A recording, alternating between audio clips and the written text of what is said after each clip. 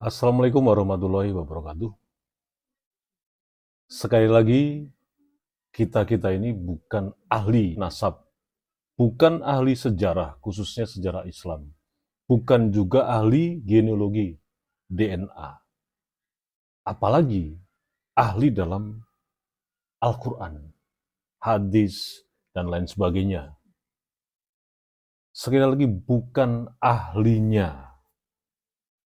Makanya, komentar-komentar yang ada di AW Kertapati Channel, setiap kali konten yang membahas tentang bersinggungan soal Al-Quran, hadis, sejarah Islam, dan segala macam yang terkait semua dengan Al-Quran, selalu dibilang sok tahu. Bahkan sampai ada yang mentertawakan. Ya itu sah-sah aja, tapi saya tegaskan kali ini, saya, Awi Kertapati, kita bukan ahlinya. Tapi, nah ini ada tapinya nih, setelah melalui proses yang panjang, dari tesis Kiai Haji Manudin ini, kita akhirnya mau tidak mau terus menelusuri di berbagai resource, baik online maupun daftar pustaka. Dan kita pelajari semua, terutama yang paling penting adalah narasumber yang selalu kita perhatikan. Kita stay tune kepada orang-orang yang memang punya kapasitas dalam polemik ini. Contoh saja, Kiai Haji Nur Iya, Profesor Dr. Manakem Ali, dan beberapa narasumber-narasumber lain yang memang punya kapasitas dalam hal ini. Makanya serangan-serangan yang masuk, ya sudah, itu menjadi resiko dan konsekuensi. Tapi ya, ini ada tapi yang kedua. Akhirnya kita bisa belajar dalam hal ini. Belajar kembali yang mungkin saja berpuluh-puluh tahun itu tidak pernah terpikirkan sama sekali soal kelompok Balawi ini.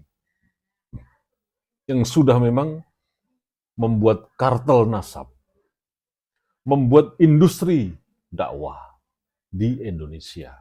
Dan akhirnya banyak sekali pengikutnya. Makanya muncullah kan doktrin dan lain sebagainya. Ini ada pertanyaan. Menghormati, memuliakan Habib itu karena perintah tradisi dari orang tua kita, tetangga kita, ulama kita yang sebagai panutan, atau karena pencarian kita dengan berbagai macam, khususnya pola atau metode perbandingan. Apakah para Habib ini benar-benar duriah Rasulullah atau bagaimana?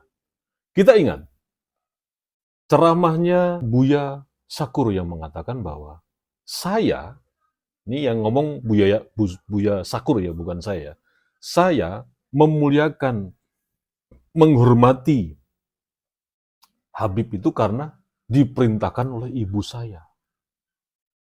Dan ibu saya juga dapat perintah dari ibunya ibu saya. Dan seterusnya. Artinya di sini adalah tradisi gitu loh. Nah, apakah tradisi ini dibenarkan oleh Al-Quran?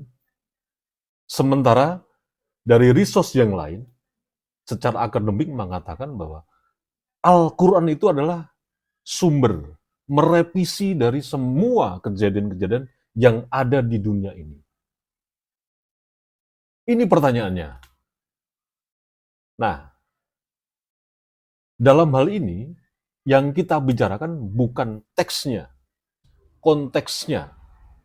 Apakah Dzurriyyat Rasulullah itu masih relevan di, di abad 21 ini? Itu pertanyaan juga. Ini pertanyaan semua. Dan harus kita pecahkan bersama-sama. Yang ketiga, ini pertanyaan juga. Menurut Profesor Dr. Manakem Ali bahwa untuk memvalidasi, untuk mengkonfirmasi sesuatu yang menjadi kesimpulan itu harusnya melalui metode perbandingan. Jadi tidak bisa semata-mata hanya secara internal, tapi harus juga dengan metode eksternal. Ini kaitannya dengan nasab yang diklaim oleh Mbak Lawi. Apakah benar seperti itu? Pertanyaan berikutnya, kalau menurut Al-Quran bahwa silsilah kenasaban itu bukan hanya dari garis keturunan laki-laki, tapi juga dari garis keturunan ibu. Itu yang ada di Al-Quran. Tapi kalau tradisi Yahudi itu hanya yang dilakukan, itu hanya yang berlaku, yang sah diakui sebagai untuk membuat silsilah itu, nasab itu harus dari garis keturunan laki-laki. Meskipun abad 21 ini, Bani Israel itu merubah metode itu. Jadi tetap ibu dan ayah itu tetap berlaku untuk dalam rangka silsilah kenasaban mereka. Karena tujuannya untuk menyatukan Bani Israel ini menjadi satu wadah yang besar, satu rumah yang besar. Ini juga menurut Profesor Dr. Manakem Ali. Nah, apakah benar seperti ini? Nanti jangan sampai kita menyimpulkan tuh dikira, wah ini kok nggak pernah ngaji, gitu, nggak pernah ini segala macam. Ini pertanyaan. Nah, tolong dijawab di kolom komentar. Kalau perlu dikasih data yang paling tidak pendapat itu harus mempunyai narasumber lah. Jangan asal ngomong aja gitu loh. Jadi enak kan kita bicaranya gitu loh. Oke, itu saja. Waalaikumsalam warahmatullahi wabarakatuh.